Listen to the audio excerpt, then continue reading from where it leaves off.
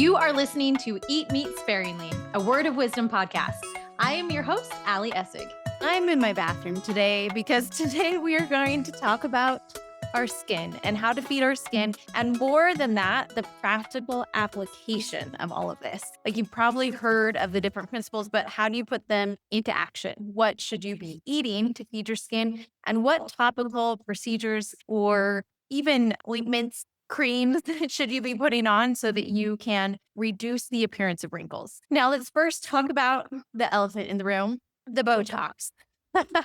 I am not against it. I've actually done it before and I hated it. And I can spot anyone else who's done it before because usually when they express their emotions, their eyes just get really big because they can't move their eyebrows. So it's like, and I found myself doing that. I felt like when I did Botox before in the past, I just wanted to try it. I tried 2 times. I tried it one time. And then my really good friend was like, oh, you hated it because you didn't go to like a really good person who will help you so that you can still move your eyebrows a little bit. So then I did it again and still hated it. And it was just, I couldn't fully express myself. I feel like me being able to lift my eyebrows, even though it comes with wrinkles, it's like you get to see the full expression on my face. And I'm willing to accept wrinkles that will therefore come into my life because I can fully express joy. I can fully express happiness. And I feel like the light was literally taking out of my face when I had Botox. Like it was not me. And to me, that matters more than the appearance of lines, fine lines, and wrinkles.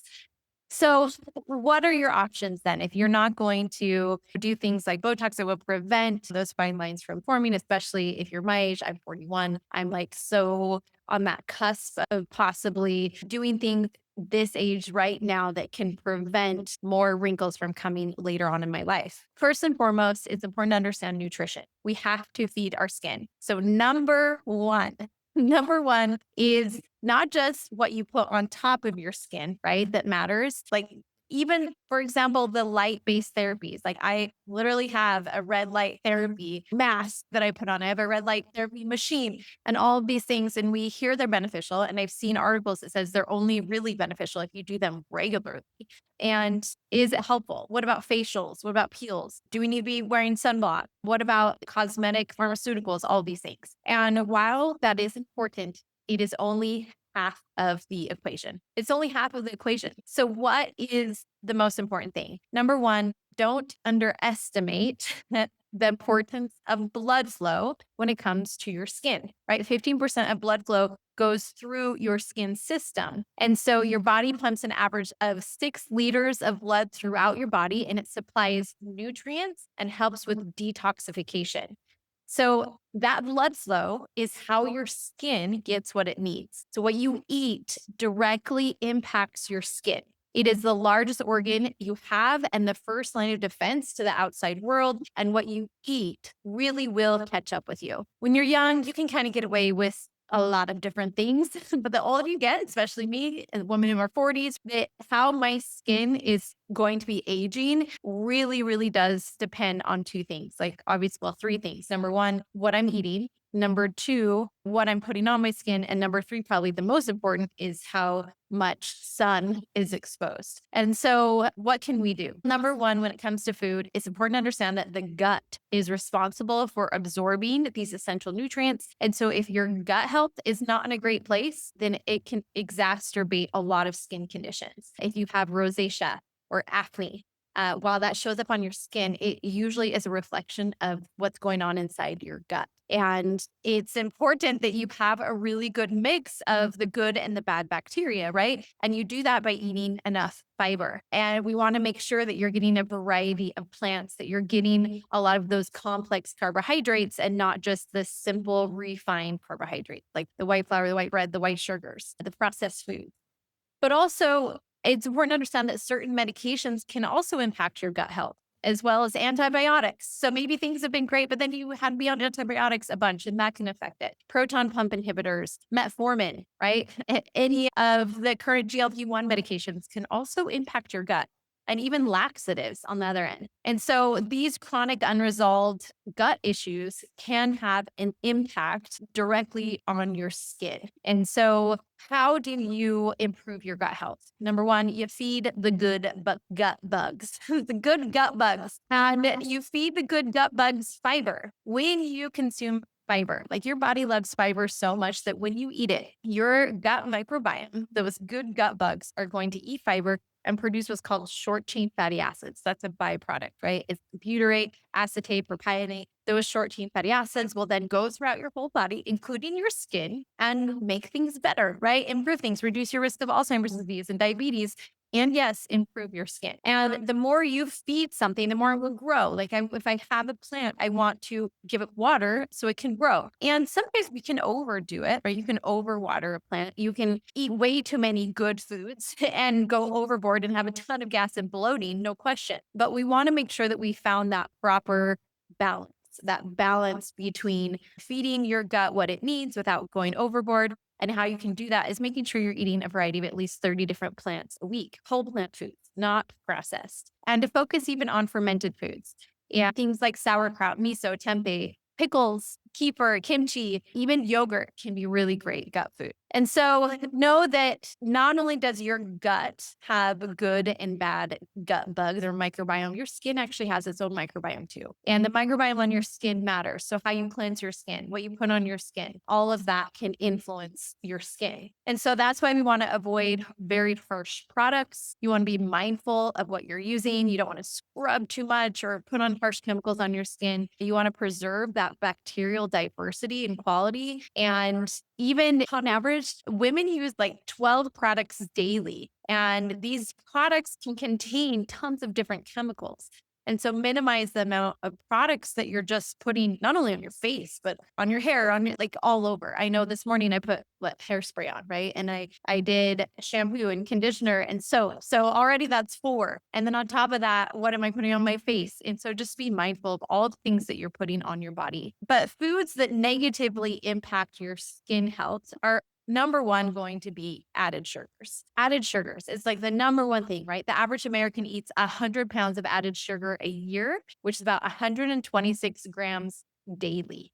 That's insane. The average American eats 126 grams of added sugar a day. Recommendations are 25 grams or less a day. That means we need to be consuming 100 grams less than we currently are, than the average American. I know if you're listening to this podcast, most likely you are not the average American for listening to this workshop. It's okay. Like you're probably doing a lot better than the average American, but we need to be mindful of added sugar. And that's why people in my program, I have them count how many grams of sugar are you eating every day? It's part of our 12 healthy habits that we work on. And let's make sure that we're following the American Heart Association and not consuming more than 25 grams of sugar a day, added sugar. The natural sugar found in fruit, totally fine. No problem there. It's the added sugar that we're putting on.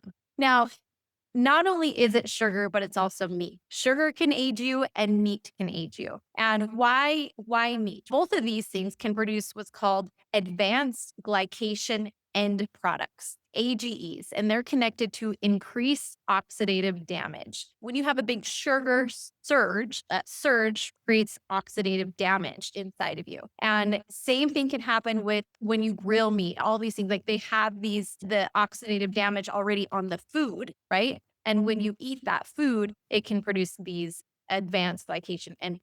And so the wrinkles on your face can also be due to that glycation. And it's interesting because they have a distinct like cross-hatched appearance, like they'll cross each other, the wrinkles will cross each other. And you can see that, right? And those wrinkles in particular are because of food. Your skin is not as soft. You see a lot of these like cross-hatch pattern. And the way meat is prepared can also lead to the formation of AGEs. So again, added sugar surges, and the way meat is prepared. So how? Well, when you cook meat, right, at a high temperature for a short duration, and in that sense, it's like if you're grilling, if you're pan frying, all of these things are going to produce these advanced like the AGEs. And so we want to minimize that by cooking meat at a lower temperature for even longer durations if you need to, just lower, not as high heat, high fast heat, creating those grill marks. It's those grill marks, right, that are carcinogenic. Use more of a moist heat, like even just a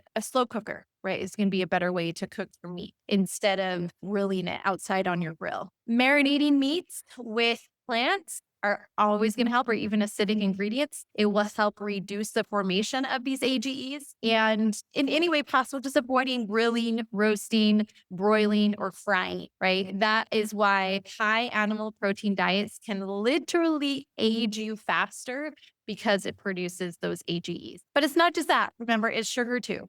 And artificial sweeteners can have their place as well. They can also affect your gut microbiome. Aspartame was originally developed as a drug, if you didn't know that, to treat ulcers, and is still being researched for its impact on gut health. And it can contribute to inflammatory related skin conditions such as acne or rosacea. And the dairy dilemma. What about dairy? Most likely, dairy can cause acne because of like the whey and casein milk proteins, which are added to the dairy products to improve the texture, but it can also fuel inflammation. So those who frequently consume whey-based protein supplements, you're actually more prone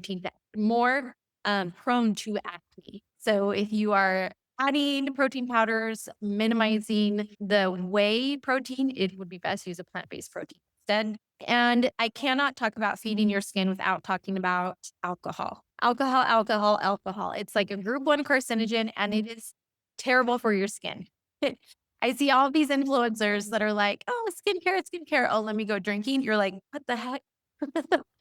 Right? It increases glycation. Alcohol consumption can lead to higher blood sugar levels, increased glycation reactions in your skin. It leads to oxidative stress. It leads to inflammation, impaired antioxidant defense, right? Chronic alcohol use can deplete the body's antioxidant defenses, making it less capable of neutralizing AGE promoting free radicals. And it decreases hydration. Like hydration is what you need. If you think of I've talked about before when it comes to your muscles, think of your muscles like raisins or grapes, and the more water, the less your muscles are like raisins, the more they're like grapes. Same thing with your skin, right? The more water, the less it's like a raisin, it's more like a grape. And so along with that, it's nicotine, right? Nicotine in any form, it's actually worse than alcohol. And it causes dull, dry skin. It delays wound healing. It increases your risk of skin related diseases like cancer, even just dry skin. And so avoid smoking or nicotine in literally any form. Now, what foods can help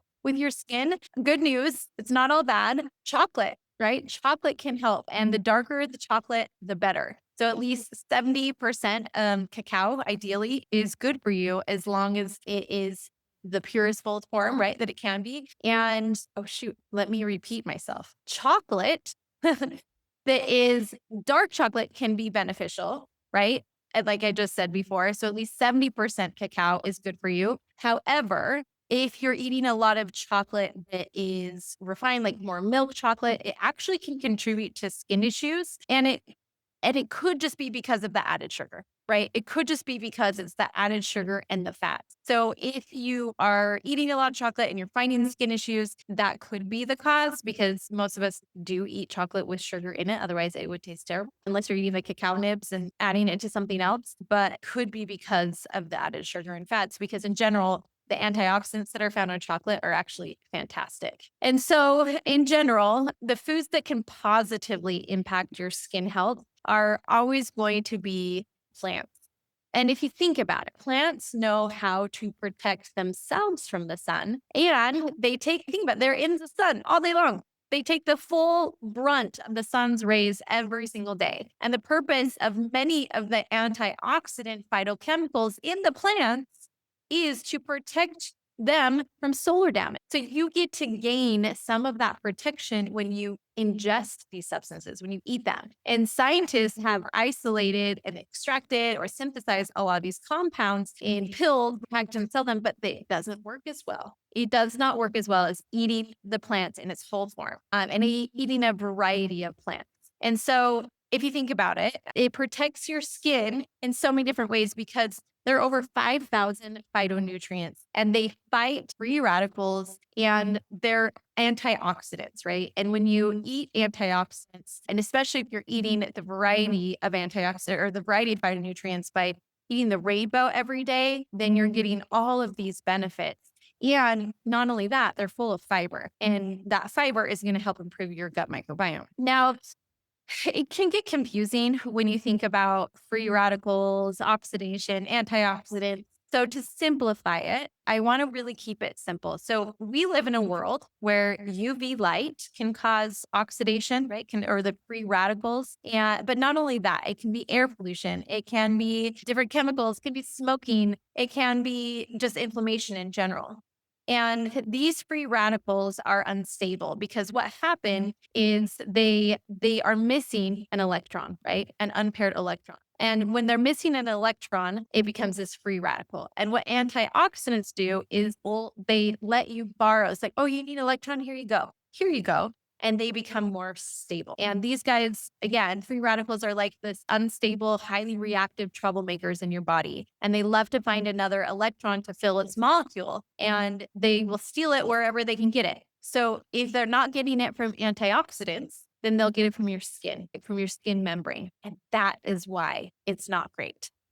That is why it's not great for your skin. That's why you want to ingest as many antioxidants as possible because this can damage your DNA. It can cause the deterioration of collagen and elastin fibers in your skin. It can lead to fine lines and wrinkles and saggy skin and a loss of hyaluronic acid, all these things. And so when antioxidants come into play, when you're eating these foods rich in antioxidants, which are mostly just found in plants, what happens is it donates that extra electron without becoming unstable itself. And so that way, the free radical, right, or the reactive oxygen species, the ROS, doesn't have to steal it from your skin membrane molecules. If that doesn't convince you to eat more plants, I don't know what does. Everyone's talking about protein, protein, protein. But when you're eating so much protein, you're possibly not eating enough plants, and it's not going to help your skin. It's not going to help to reduce the appearance of fine line or wrinkles. Now, I know plenty of people that maybe eat a lot of protein, but also a lot of plants, and that's fantastic, right? We want to be eating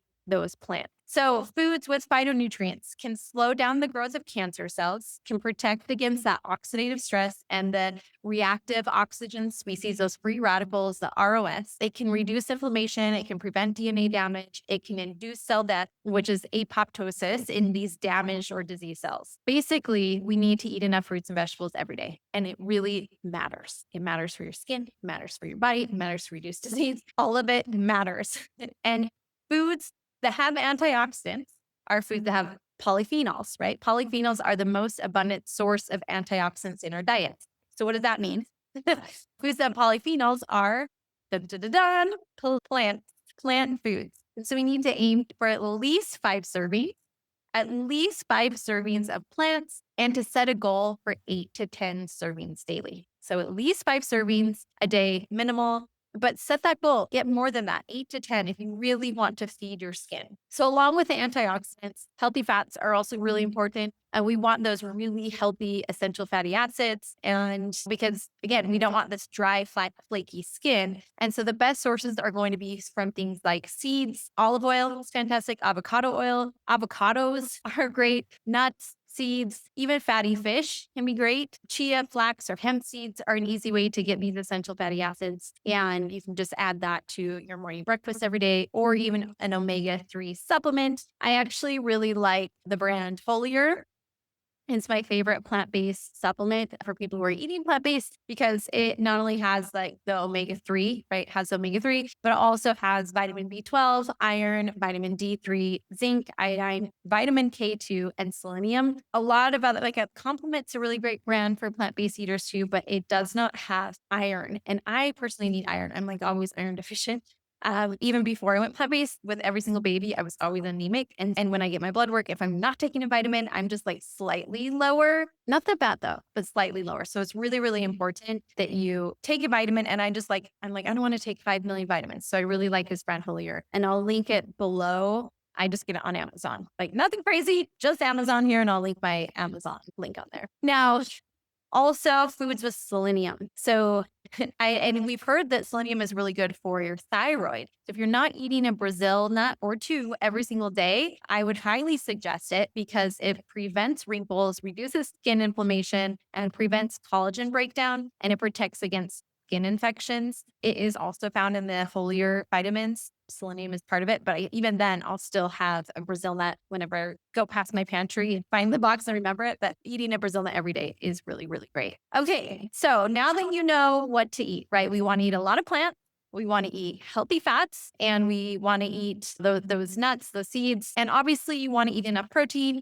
Your body needs collagen or uses collagen for a lot of things. And we want to make sure you're getting adequate protein, but it doesn't have to be so crazy high. In fact, be very careful that you're not eating so much protein that in doing so minimizes the amount of plants you're eating. Again, eat at least 5 fruits and vegetables a day. Aim for 8 to 10 servings of vegetables a day if you can. Okay, so we are in my bathroom. And not only am I teaching you what to eat, for those who are watching the video, I know not everyone sees this video, but not only do I want to teach you what to eat, but also what should you be putting on your skin? Everything that I have learned has come from my esthetician, Robin. Skin by Ro is her Instagram account. She's a friend out here. We have been doing Pilates for years and years together. But I had to tell her because she's like, when you're an esthetician, you like know all these things. And I'm like, no, I need like a basic routine. Give me the basics. What do you need to put on your skin in the morning, at night? What should the routine actually look like? Should you take supplements? Should you take collagen? So number one, no, you don't need to take collagen, right? It actually doesn't work that well. You just make sure that you're getting enough vitamins and enough protein. But then topically, it is beneficial to topically put on vitamin C, okay? So think about, not only is it beneficial to eat vitamin C, but putting it on topically is also very beneficial, right? To reduce the signs of sagging, fewer fine lines and wrinkles. Okay. So it improves your skin appearance. It is an antioxidant and it can protect against UV radiation and precancerous growth. So topically putting on vitamin C is also beneficial. What's also beneficial is vitamin E. And usually when you are purchasing like a vitamin C, vitamin E comes with it. So it's these antioxidants, right? And again, that can help with dry skin. It can help with reducing skin damage from the UV rays, with dark colored spots, all of those things. And so if you're buying one of those, it commonly comes together, right? They're paired together. And on top of that, topically, so not only vitamin C and vitamin E, which again usually comes together if you're buying a product, but separately is vitamin A. And we know this as retinol. So retinol is like the active vitamin A and it protects against UV damage. It can slow the signs of aging. It's very effective, right? And it can act as a natural sunscreen, preventing redness and pigmentation. It is also an antioxidant and encourages production of new skin cell growth and facilitates wound healing and can strengthen your skin barrier. So we want to put that on. So those are all the vitamins. Like you want to eat as many vitamins as possible, but then on top of that, we want to put vitamins on top of our face topically. So vitamin C and vitamin A and vitamin E. Right. But C and E usually come together in products, and then vitamin A is separate and it's often titled or labeled as retinol. And then any type of moisturizer. And so a lot of people will use hyaluronic acid because it can help keep the moisture in your skin. If you like it, great. If you don't like it, it's not required, but some people like to put on there. But separately, and this isn't necessarily topically, but a separate vitamin, which is again why I like foliar, is zinc. Zinc can be really, really good for your skin, and it can potentially decrease pimples caused by acne when used as supplementation along with treatment. It reduces inflammation and also reduces early signs of aging. So it keeps your skin bacteria managed, and it is involved in collagen synthesis and DNA repair and helps with wound healing and is used often in sunscreens. So used in sunscreen, that's why you'll see sunscreen, like a broad spectrum sunscreen with zinc can be super beneficial for that reason. So zinc topically in sunscreen. So what is your skincare routine? So having all this information, skincare routine, number one, eat a variety of 30 different plants a week. Number one, that should be your skincare routine. Eat a variety of 30 different plants a week. Okay. But at night, we're going to talk about it at night first. Here's your order. At night, you need to cleanse your face. let's talk about all the different ways to cleanse. According to Robin, my esthetician, master esthetician, she would like me to double cleanse my face in the PM, not just once, but twice. Clean it once and then clean it again. I never do that. I'm sorry, Robin, please don't get mad at me, but I never do it. In fact, sometimes I even use these cleansing skin cloths, right? Like, and this is just the Cetaphil version. Now, Robin would be horrified that I use these, like, very much. Don't ever use those, right? But let's talk about practical. Doing the best we can, because Robin's levels are like, what? Right? That's her expectation. This is her thing, right? Me as a mom of six, sometimes I'm really tired. And I have also done a lot of research and found that if you're using the face wipes like once a week when you absolutely need it, like you're exhausted, maybe you're traveling, it's fine. Using face wipes to wipe your face is fine. And sometimes I'll even use the face wipes and I'll double cleanse with just water. Like I'll wash it off with that and then use water. But you only want to be using face wipes like once a week. You don't want to get into the habit of that because there's different chemicals in that. And overall, it's just wiping things around. It's really best if you can just use a cleanser. So cleansing your face and then washing it off with water twice if you need it, but cleansing your face. Okay, so number one. Then after that, the next thing you want to put on your face in the evening, in the nighttime, is retinol. Now, again, we're going to do floor versus ceiling. So my sweet friend, Robin, would tell me to get the really expensive retinol because basically anything that you buy in the store at the grocery store hasn't been proven, hasn't been it's not going to be as effective. She thinks it's a waste of money. Now, I've also done a lot of research on this and I have a lot of different things to say. But number one, I purchased this Skin Health Retinol Wrinkle and Texture Repair. Okay. And I used it. And then when I would work out or I would sweat, my skin would sting the next day. I was like, I hate this, right? Sometimes these retinols, this is a 0.5% retinol. And sometimes they're too strong. And if they're too strong, then you're not going to use it. Now, of course, because I purchased it, I'm going to continue to use it. And Robin recommended, okay, maybe just use that particular retinol like twice a week instead of every night, because you don't want your face to be stinging and uncomfortable. And then there's other methods that people say that instead of if you purchase a really expensive retinol and again, it makes your face sting whenever you're sweating or anything like that, that it's better to use just like a over-the-counter retinol. This has 0.3% retinol. And this retinol that I'm holding up on the video, it is from Trader Joe's. So it's just a retinol night serum from Trader Joe's and it has 0.3%. This does not make my face sting the next day. And I can use this every night without worrying about it. Now, the downside of using retinol is you really, really, really have to make sure that the next day you always put on sunscreen. Like you do not want to be out in the sun ever without sunscreen on your face because you will get sunburned faster. And so there's a really big negative to if you're going to use retinol, it's going to protect your face, but you also have to the very next day put on sunscreen. So we'll talk about sunscreen in a second. But for now, know your evening routine includes number one, you need to wash your face. Number two, the next thing that goes on your face is retinol. And number three, you can use any moisturizer after that if you feel like you still need it. I feel like my retinol serum moisturizes at the same time, so I don't necessarily need it. Any type of oil, a lot of people like to use. I really love, again, this also from Trader Joe's, Marula facial oil. And if you the Drunk Elephant brand, this is like a knockoff of the Drunk Elephant brand. And I just love that it's a very clean product. I really love oils is my choice of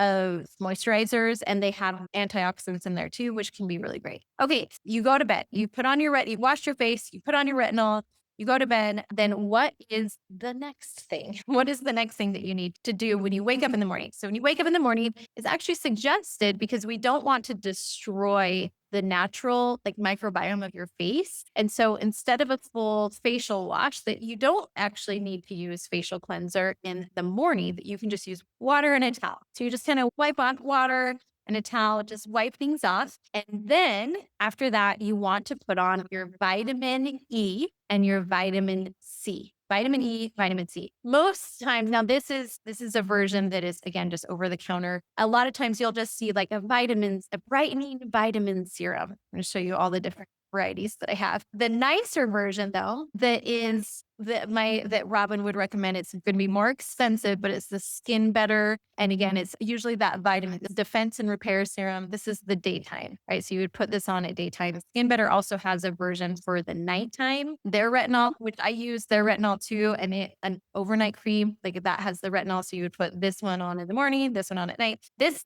set that I'm holding up, Skin Better version, costs like $100. And so no, it's not something that everyone can afford or use every day. And I get that. But even if you just get into the habit of putting any type of vitamin E, vitamin C on your face in the morning, that will be very beneficial. Robin also really loves like this Phyto C, right? This Phyto C and this olive oil. Where is it? Like literally olive, but here, this Super Heal olive gel. So these are also more kind of expensive versions that are really nice for skincare. This is like a B5 gel. Think of you just want to put vitamins on your face. Here's my favorite. You want to put vitamins on your face in the morning. So whatever vitamins you can put on, because it's going to protect from the sun damage that will naturally come. You may see Chris Wark, Chris Beat Cancer, he really promoted the Purity Woods, and I was influenced by him. Similar thing. So whenever you think, okay, like so you can read the ingredients. Okay, this has vitamin C in it, and maybe if it has vitamin E, it would be more ideal. But if it has vitamin C, it goes on in the morning. Goes on in the morning. You don't put this on at night. And I think that I just wish people told me this. I was like, okay, so I put that on in the morning and not at night. What about hyaluronic acid? When do you put hyaluronic acid on? That would be your moisturizer. So again, you put on the vitamins first, okay? Then you put on the moisturizer, just like you do the retinol first, then you would put on the moisturizer. And if you want to use the hyaluronic acid, awesome. I don't love it. I prefer using marula oil as like my moisturizer. It feels good on my skin. It feels good on my face. I've seen there's other oils that you can do, but just whatever moisturizer you prefer. You can also just use like a dewy day cream moisturizer, just any moisturizer after the vitamins. So it goes wash your face with water and then your vitamins, then your moisturizer. And then last but not least, and do not forget this very, very essential, very important part, you want to put on your sunscreen. Any type of sunscreen, right? You want to make sure it says broad spectrum. If it has zinc, even better. Because as we know, zinc can be really beneficial for a lot of different reasons. And there's a lot of different types of sunscreen. I just want you to find a sunscreen that you like this one from Trader Joe's. My favorite sunscreen is literally from Trader Joe's. It's my favorite so much that when the product runs out, you can cut off the top and then give the rest of the sunscreen out. It just feels really good on my face. Sometimes I just decide what type of sunscreen to buy based off of how it feels on my face. If it feels good on my face, then I'm more likely to put it on, and it's really important to put on every day. Now, what are the exceptions? So sometimes when I wake up in the morning, I am going to go straight to the gym, right? I'm going to go straight to the gym. I'll wash my face really quick. And I know that when I come back from the gym, I'm going to take a shower. So I'm not going to put on all of these products. So I wake up, wash my face. If I know I'm going to work out outside, I'll just put on sunscreen right away. Then come home. Then before I put on my makeup, I do the morning routine, which is I already washed my face in the shower. So it'd be the vitamin C, vitamin E, or any type of vitamins on your face. Then the moisturizer of choice, and then the sunscreen. And sometimes you can even skip the moisturizer if the sunscreen kind of does it for you. I think sometimes sunscreen can be very moisturizing. And so for me personally, I don't always do the moisturizer. Okay. So now that you have seen all of these different products and varieties, I just want you to just keep in mind, know what the routine is. I wish someone gave me this routine. Luckily, I have a friend that is a master esthetician that taught me, but now you know the routine. Now you know it's better to do something than nothing, even if it is over the counter. And if you can afford the more expensive products, awesome, definitely use them. It's worth the investment. And if you buy the more expensive products like I have and they make your face sting when you sweat, then it's okay to stop them and only use them occasionally. Regardless, it's worth the time and effort to feed your skin, to put the vitamins on topically as well. So ingest the vitamins and put them on topically. That can minimize the appearance of fine line and wrinkles. And it's okay if you don't do Botox.